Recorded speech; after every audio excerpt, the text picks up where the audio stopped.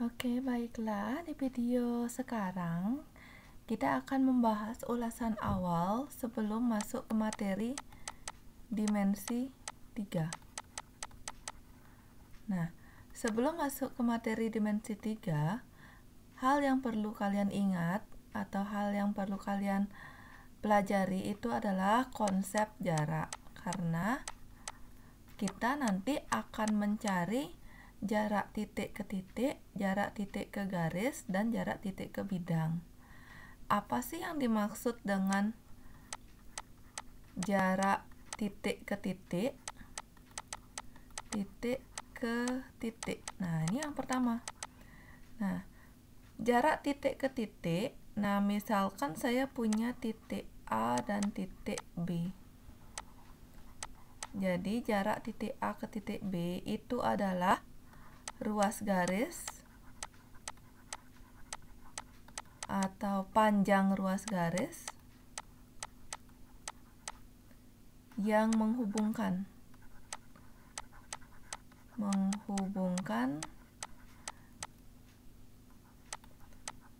titik A dan titik B dan titik B. Jadi untuk soal yang ini jika saya diberikan dua titik A dan B, maka ruas garis ini, panjangnya ini kalau kalian hitung, itulah yang dimaksud dengan jarak titik ke titik. Kemudian ada yang kedua, itu adalah jarak titik ke garis. Jarak titik ke garis. Titik ke garis. Nah, kalau umpamanya diberikan titik, misalnya ada titik A, nah ini, kemudian kalian ketemu suatu garis G kayak gini. Nah, ini kan garis G nih. Nah, bagaimana cara melukiskan atau menggambar yang mana yang merupakan alur atau jarak dari A ke G? Jarak dari A ke G atau jarak titik ke garis itu kalian juga mencari panjang ruas garis. Panjang ruas garis yang kayak gimana? Apakah kalian akan membawa A ke sini atau ke sini atau malahan ke sini? Nah, kemana nih? Apakah ke nomor 1, nomor 2, atau nomor 3? Yang mana merupakan jarak dari titik A ke garis G? Nah, konsepnya itu adalah panjang ruas garis yang terpendek dan tegak lurus. Nah, jadi kalian harus cari yang mana sih yang kira-kira tegak lurus terhadap garis. Nah, jadi nomor 1, apakah nomor 1 ini tegak lurus nggak dengan garis? Enggak. Malahan yang tegak lurus adalah yang nomor 2. Jadi, jarak itu adalah yang nomor 2. Jadi, jarak dari titik A ke titik B ke garis G itu adalah nomor 2. Jadi, kalian buat suatu ruas garis. Nih. Begitu pula nanti jika ingin mempelajari jarak titik ke bidang. Jadi jarak titik ke bidang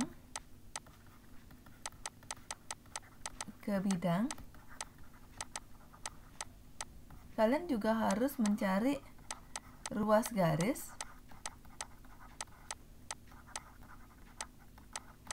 yang tegak lurus. Nah, kalau nggak tegak lurus, dia bukan jarak ya. Nah, jadi kalau seandainya nih, di sini ada titik A, kemudian di sini ada bidang. Jadi yang dimaksud jarak dari A ke bidang itu ke sini. Biar dia tegak lurus dengan bidang. Kalau enggak, itu berarti bukan jarak. Nah, Ini konsep yang harus kalian tahu, yaitu jarak, karena nanti itu yang akan kita hitung. Nah, tadi di awal saya naikkan lagi. Ini saya berikan gambar kubus ya. Pada dimensi 3, nanti materi yang akan kita pelajari itu berhubungan dengan kubus. Ada balok, ada limas. Nah, tapi yang kita pelajari bukan berapa sih titik pojok dari kubus, berapa rusuknya, berapa diagonalnya, bukan kayak gitu. Tetapi ini jarak yang akan kita pelajari. Jarak titik ke titiknya, jarak titik ke garis, serta jarak titik ke bidangnya. Nah, sebelum ke materi, ya, di sini saya mengajak kalian mengingat lagi mengenai rumus-rumus yang ada pada segitiga. Jadi masih ini konsep penunjang. Konsep penunjang. Nah, konsep penunjangnya ini itu ada yang nomor 1 itu segitiga siku-siku. Kalau berhubungan dengan segitiga siku-siku, itu berarti menggunakan konsep Pitagoras. Nah, masih ingat konsep Pitagoras?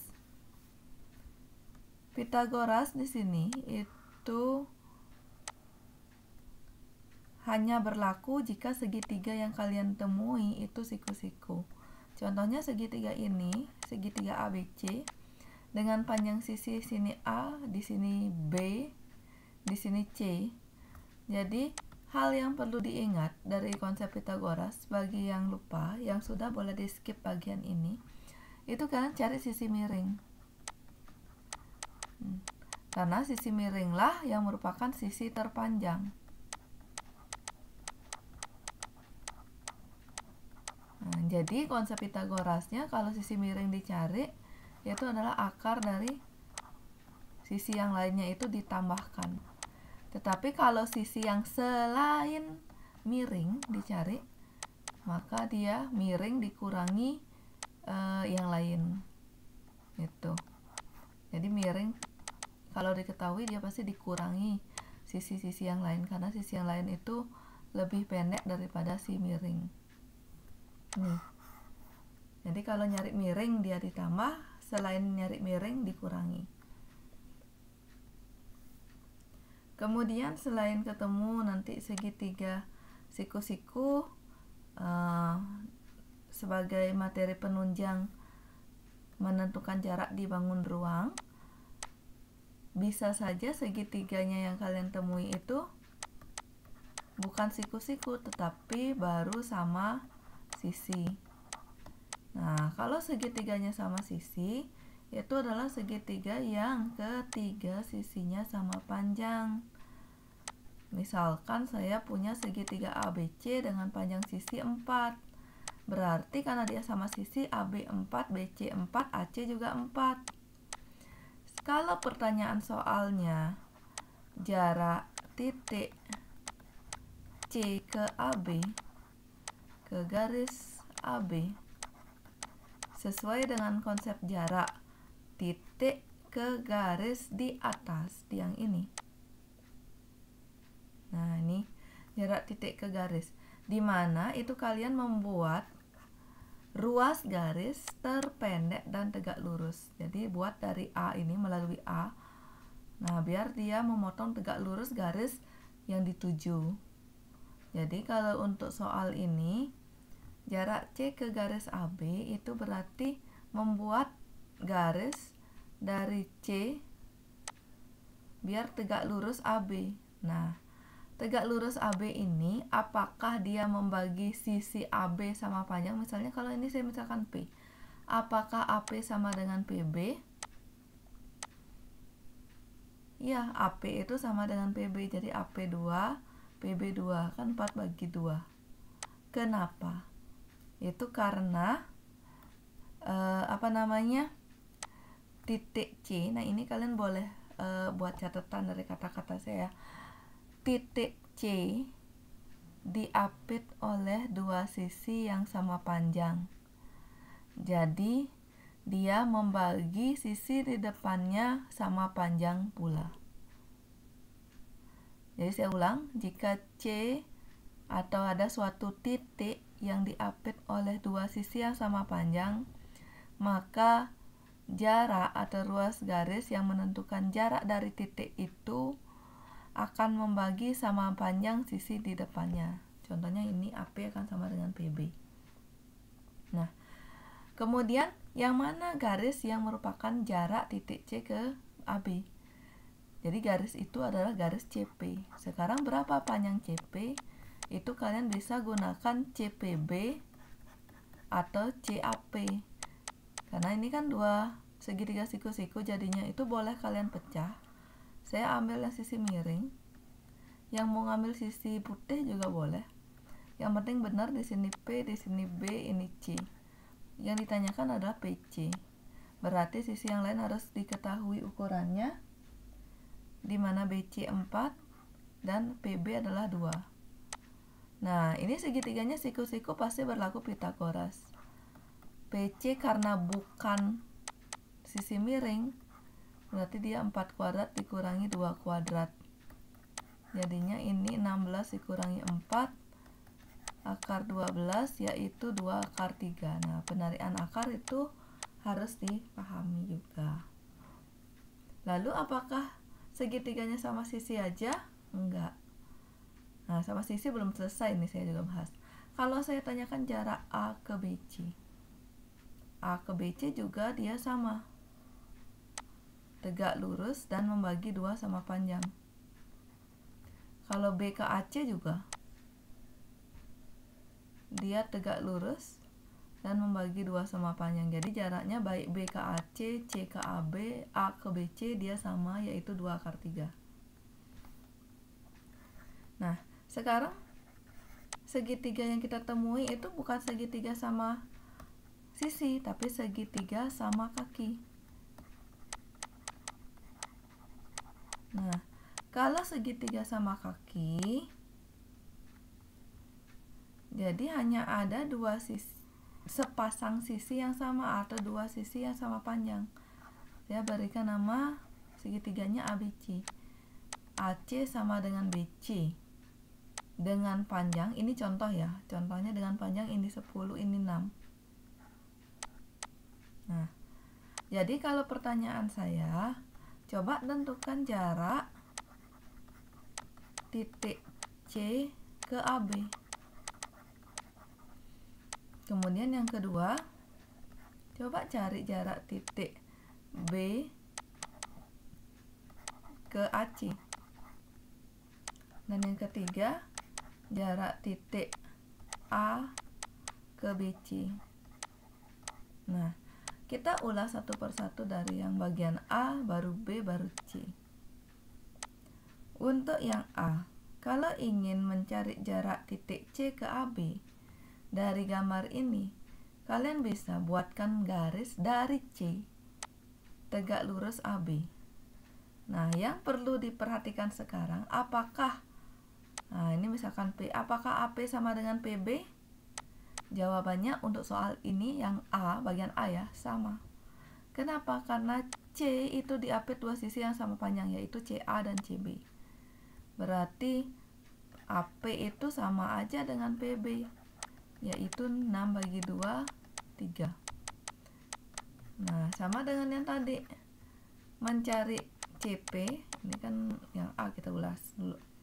Mencari CP itu sama dengan akar dari 10 kuadrat dikurangi 3 kuadrat, yaitu akar 100 dikurangi 9, akar 91. Dan akar 91 itu tidak ada penyederhanaan lagi, jadi bisa stop sampai akar 91. Dan itulah jarak dari titik C ke titik AB. Kemudian bagian yang B, jarak B ke AC. Nah, B ke AC, jadi titik B ke AC.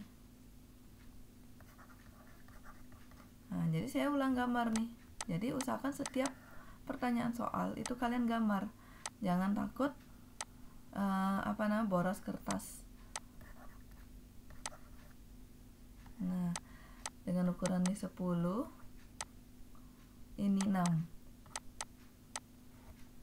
Sekarang jarak B ke AC itu berarti buat garis yang tegak lurus dari B ke AC. Apakah dia melalui tengah-tengahnya?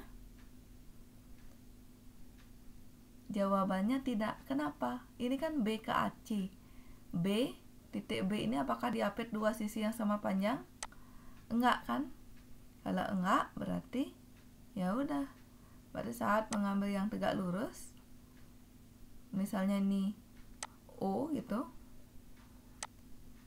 AO dia tidak sama dengan OC. Lalu gimana kalau nggak sama? Gimana saya gunakan Pitagoras?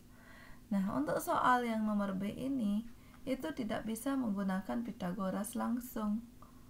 Jadi perlu rumus tambahan nih.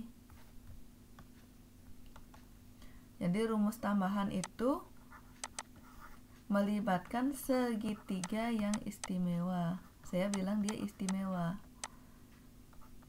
Kenapa istimewa? Itu karena ada dua pasang sisi yang sama panjang. Pasang sisi yang bukan sama panjang ya, yang tegak lurus. Jadi ada dua pasang sisi yang tegak lurus. Contohnya gambarnya itu kayak gini. Contoh gambarnya seperti ini. Nah, ini A, ini B, ini C, tegak lurus di B, tapi yang dicari bukan salah satu AB, BC atau AC, tapi malahan yang dicari ini. Nah, ini tegak lurus juga. Misalnya ini BK. Nah, jadi kalau soal kayak gini harus analisis dulu. Tegak lurusnya yang mana dengan mana? AB dia tegak lurus dengan BC, kan itu? Dan kalau BK dia tegak lurusnya itu dengan si AC. Jadi sesuai dengan konsep dari kesebangunan, bisa aja kalian ambil BK kali AC yang tegak lurus akan sama dengan AB kali BC. Nah, dapat rumus 1. Apakah gambar segitiganya kayak gini aja? Enggak. Mungkin aja dia ada segitiga nih, sama kaki atau sama sisi, yang ditauin ini tegak lurus. Nah, ini misalnya A, B, C, D. Nah, gitu. Kemudian ini juga ditauin tegak lurus, yaitu E.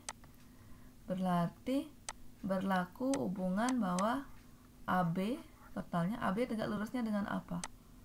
CD akan sama dengan BC tegak lurus dengan AE. Nah, kayak gini. Nah, biar lebih cepat, saya ajak balik ke soal yang tadi yang nomor B. Berapa jarak dari B ke AC? Nah, ini kan baru dapat satu pasangan yang tegak lurus kan, di mana BO itu tegak lurus dengan AC, dan BO yang dicari karena BO lah yang jarak. Nah, kemudian pasangan tegak lurus yang lain yang mana?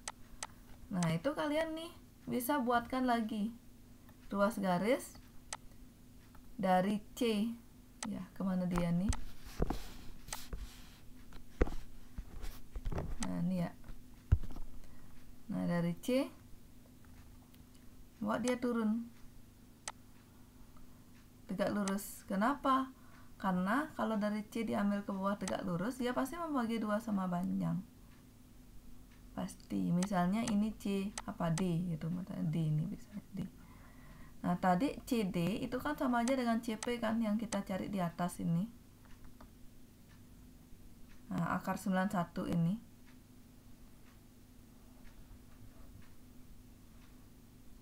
Jadi nanti C, nah biar sama ada simbolnya CP gitu deh. CP itu tegak lurus dengan AB. Jadi berlaku rumus BO kali AC akan sama dengan CP kali AB. Masukkan hal-hal yang sudah diketahui seperti AC 10, CP dia tadi udah kita cari akar 91, dan AB juga mudah dikasih tahu.